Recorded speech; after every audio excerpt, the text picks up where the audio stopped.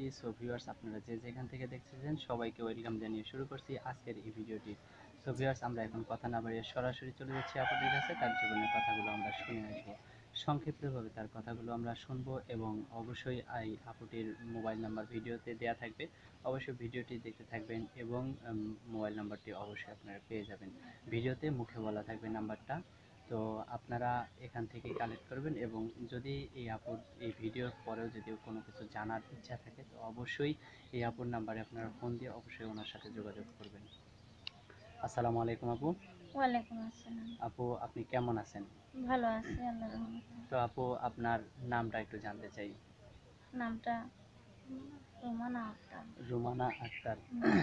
তো আপু, প্রথমে আপনার কাছে একটা প্রশ্ন, সেটা হচ্ছে আপনি এই বোরখা পরে ভিডিও করছেন কেন? বোরকা পরে ভিডিও করছি কেন? বাবা মা ছিল নামাজি, বাবা ছিল নামাজি, আচ্ছা। আর নিজেও খুব খুব নামাজি। আল্লাহ কম বেশি নামাজ পড়ায়।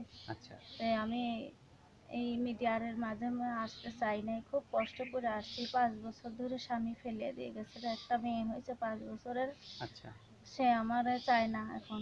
5 বছর ধরে আমার খোঁজ নেয় না। আমার খুব কষ্ট হয়। আমার মা একটা আছে বিধবা, বাবা নাই, মারা গেছে। তার জন্যে আমি খুব কষ্টে আছি। কোনো কাজ বাসা বাড়ি কাজ করতে গেলে আমার জন্যে খুব মানুষের খারাপ হয়। মানুষের খারাপ হয় আমার জন্যে, কাজ আচ্ছা, করতে তো পারি না। আপু, আমি আরেকটা কথা জিজ্ঞেস করতে চাই, সেটা হচ্ছে আপনার বিয়ে হয়েছিল তো নাকি? হ্যাঁ, বিয়ে হয়েছিল। তো একটা মেয়েও আছে 5 বছরের। আচ্ছা, তো এখন আপনার গ্রামের বাড়ি কোথায়? গ্রামের বাড়ি হুম। রংপুর। রংপুর। হুম, রংপুর কোথায়? মিঠে পুকুর। আচ্ছা, রংপুর মিঠাপুকুর। তো হুম। আপনি কি গৃহস্থ নাকি অন্য কোনো সম্প্রদায়ের লোক? আমি গৃহস্থ ভাইয়া। গৃহস্থ। হ্যাঁ। আচ্ছা, তো এই গৃহস্থ হয়ে যে ভিডিও করতে আসছেন, মানে কি এমন সমস্যার কারণে আপনি আজকে এই ভিডিওর আমি সম্মুখীন আমার হয়েছেন? এটাই সমস্যা, আমি কোনো বাড়ি যেয়ে কাজ করতে পারি না। ছোট একটা মেয়ে আছে। এই লকডাউনের মধ্যে কোনো বাড়ি যেয়ে কাজ করতে পারি না। লকডাউনে কোনো কাম নাই, খুব কষ্টে আছি। আর আমি কিছু কাজ জানি, সেটা হলো মিশিং এই ইসের কাজ, আচ্ছা। পার্লারের কাজ জানি।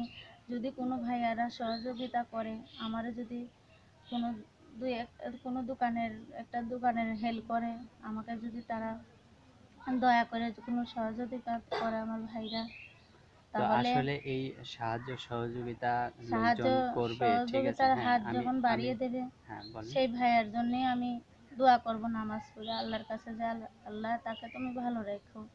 আচ্ছা, তো আপনি ৫ ওয়াক্ত নামাজ কালাম পড়েন, তো এই পার্লারের কাজ করলে আসলে আপনি কি ঠিক মতো নামাজ কালাম পড়তে পারবেন? পারবো ইনশাল্লাহ, আমি নামাজ পড়তে পারবো, কোরআন শরীফ পড়তে পারবো। আমি কোরআন শরীফ পড়তে পারি, 5 ওয়াক্ত নামাজ পড়ি আল্লাহর নামে, তার কাছে আমি দোয়া করবো। আমি মিডিয়ামে খুব কষ্টই আছি। তো এখন আপনি কি করতে চান, বা এখন তো আপনি মানুষের বাড়িতে কাজও করতে পারছেন না, তো এখন আপনি কি করতে চান? এখন আমি পার্লারের কাজ করতে চাই। কোনো ভাই যদি আমার জন্য সহযোগিতা করে, তার জন্য আমি দোয়া করতে চাই।